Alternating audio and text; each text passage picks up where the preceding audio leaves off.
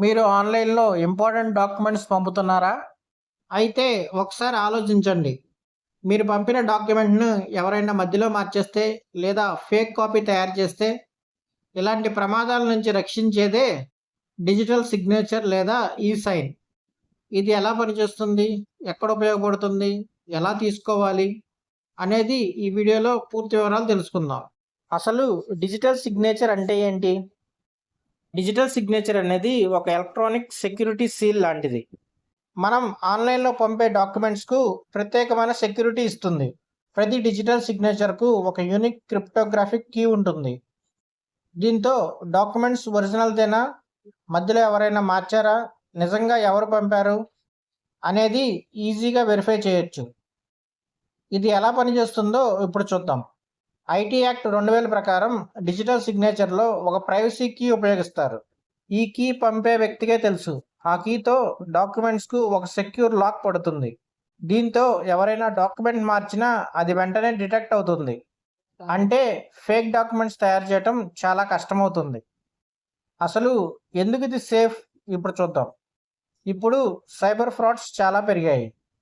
కొంతమంది fake agreements, fake financial documents, fake business files create చేసి మోసం చేస్తున్నారు. కానీ డిజిటల్ సిగ్నేచర్ ఉంటే డాక్యుమెంట్ ట్యాంపరింగ్ దాదాపు అసాధ్యం అంటున్నారు. అసలు ఈ డిజిటల్ సిగ్నేచర్ని ఎలా తీసుకోవాలి? ఇప్పుడు చూద్దాం. డిజిటల్ సిగ్నేచర్ సర్టిఫికేట్ అనేది ఎక్కడ పడితే అక్కడ దొరకదు. ప్రభుత్వం అనుమతించిన ఆథరైజ్డ్ ఏజెన్సీస్ ద్వారా మాత్రమే తీసుకోవాలి. ఉదాహరణకు ఈ-ముద్ర, సిఎస్సి, ప్రోటీన్, సిడిఎస్ఎల్ వంటి సంస్థలు. దీన్ని తీసుకోవడానికి ఏ డాక్యుమెంట్స్ అవసరమో ఇప్పుడు చూద్దాం. కావాల్సినవి pan card, Aadhaar card, KYC details ఇవ్వాలి.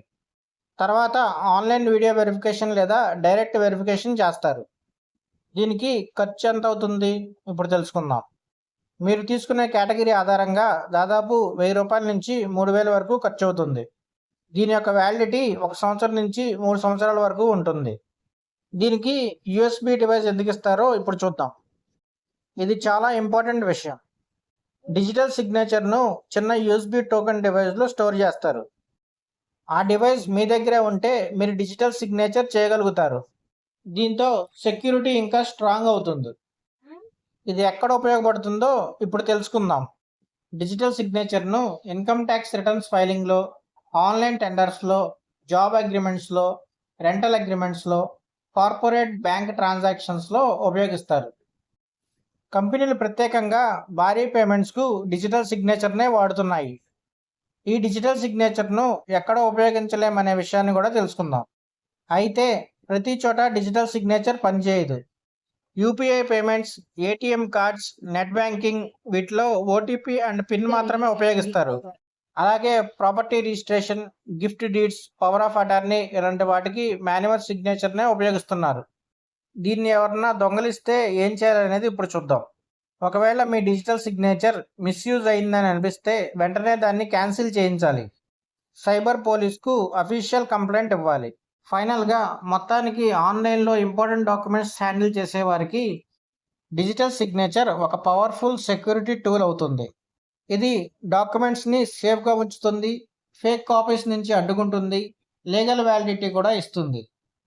వీడియో నచ్చితే లైక్ చేయండి. ఇలాంటి ఫైనాన్షియల్ అప్డేట్స్ కోసం ఛానల్ని సబ్స్క్రైబ్ చేయండి.